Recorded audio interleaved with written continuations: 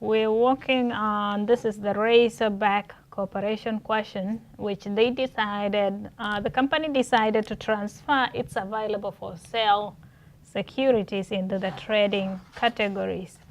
And we need to prepare journal entries. The way we do it is we have to restate it to fair value. So trading securities are usually stated at fair value. So for this case, these were purchased for $9,400, and at this point they are worth $12,500. The fair value is $12,500. So we're going to increase trading securities. So we have an increase in investment in trading securities of $12,500.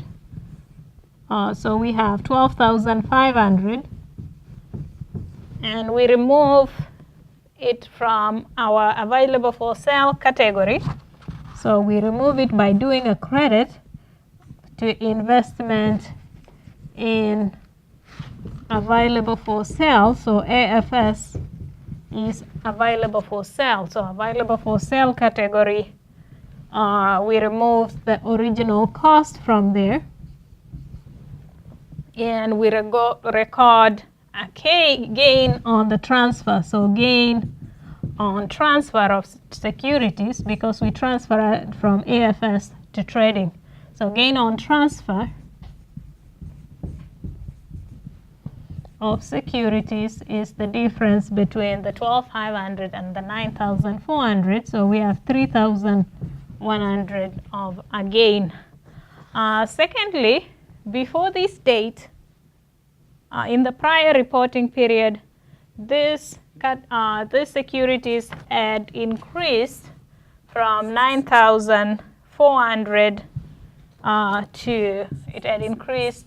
from $9,400 to $11,700 as of the last time. This is the point it was, and the original was this. So there was an unrealized holding gain of $2,300 that was already in our books, and this was already incorporated in other comprehensive income. So this was in other comprehensive income, and we need to reverse it off. And the way we recorded this previously, because it was a gain, we had increased the allowance account, allowance for change in fair value of available for sale securities, and then we had posted a credit to unrealized holding gain or loss. So what we're going to do is to reverse that off by just switching what was done previously. So before this year, what we're doing for this problem, this had been posted as a debit to allowance for change in fair value of AFS securities, and it was a credit to unrealized holding gain or loss. So right now we're going just to reverse that off by posting a debit to unrealized holding gain or loss. So unrealized holding gain or loss on AFS, available for sale securities, $2,300, and we're going to do a credit to allowance for change in fair value,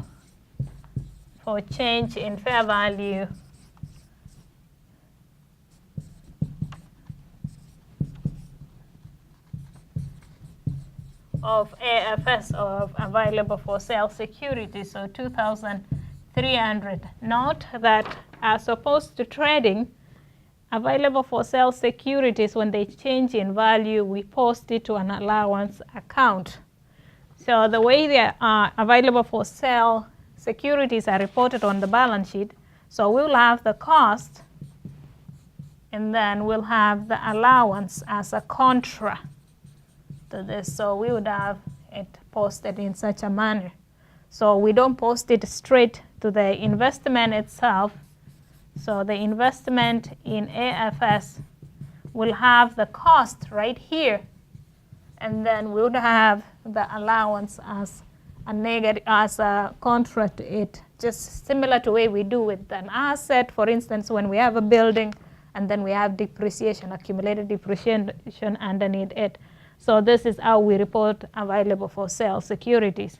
So this was what was showing before for this security. It was showing as cost 9,400, and then we had a positive 2,300 that was in our balance sheet as the allowance. So this transaction is taking care of this. It's adjusting it off of our books. So that this concludes this short problem